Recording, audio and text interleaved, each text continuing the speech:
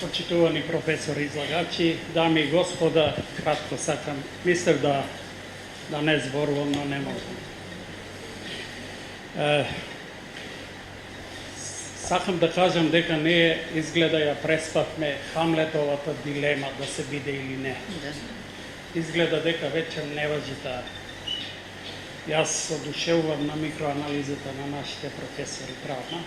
Не сум познаел, како што рече, па си правник, моето тек некое, па и од некои други ракурси сакам да кажам. Јас малку ова излагање, не сакам тоа како навреда да звучи, но како моја емоција од професорите го доживеат реквиемски. Зошто?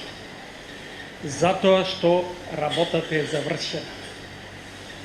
Ние сме идентитетски мртовци. Вече. Јас по втор пат ја читав и често го цитирам и во моите колумни францускиот светски антрополог Луи Ван Сен-Тома, неговата книга во 2 тома во издание на Белградска просвета пред 30 години, Антропологија на смртта, каде што вели најстрашна смрт од сите видови на смрт е идентитетската смрт.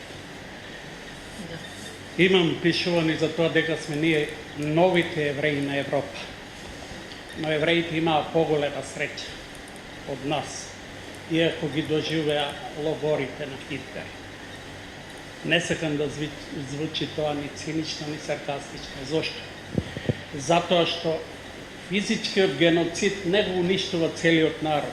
Евреите што остана, тие го реализираа концептот национизмот, основаа своја држава. А нас сега не турнаа во мртовечница. Така да, овај договор што сега го анализираме ние, нашите прекрасни професори, е дел од нашата смрт, тоа е анализа на смрт. Јас така би рекол, прилика. За жал, тоа е моја. Реков, ја одминавме Хамлетовата дилема да се биде или не, изгледа, не важи вече. Не можеме вече као да бидеме да. Тоа е овака меланхолична дилема и контемплативна, но ние имаме еден друг Хамлет на кој треба да се повикаме, а тоа е Крсте Петков Мисирков, кој вели што направивме и што треба да направиме за однапред. Мислам дека нашите сили треба тука да ги фокусираме. Не сакам да ја отворам дилемата за интелектуалците, мислам дека тие ја преспаа работата. Интелектуалците требаше да се впрегнат уште 1993 година, кога излезе Лисабонската декларација, онаа подла змија европска што се тутна во пазувите на Македонија и македонците. Зошто? Тоа е фашистичка декларација, пар екселанс. Затоа што со неа се забранува идентитетот на еден народ. Исто беше фашистички потек поздравот на Гутиереш, на Преспанскиот договор, кој со тоа ја укина она, еве, ја свечем полека ги учам правните термини на Јус Когенс, нели? Што значи тоа? Што значи сега доаѓањето на 5 американски, колку 6 овие конгресмени, па Тереза Меј беше непоканета овде, па ови доаѓаат, драги пријатели, на погребението на Македонија. Тие доаѓаат да не дозакопаат идентитетската смрт, да ни ја озаконат со еден печат на оваа цивилизација која е фашистичка, западна. Зошто? Нашето искуство со Европа е фашистичко. Може за чесите не е таква Европа, за нас е фашистичка. Со Брисел, со Вашингтон. Ние се плашиме да ја спомнеме Америка дека е терористичка. А ако еден Ноам Чомски, водечкиот американски интелектуалец, вели напиша неколку книги за американскиот државен тероризам, и ако кажа дека НАТО е најголемата профитабилна воена терористичка организација, што ние се буткаме во НАТО?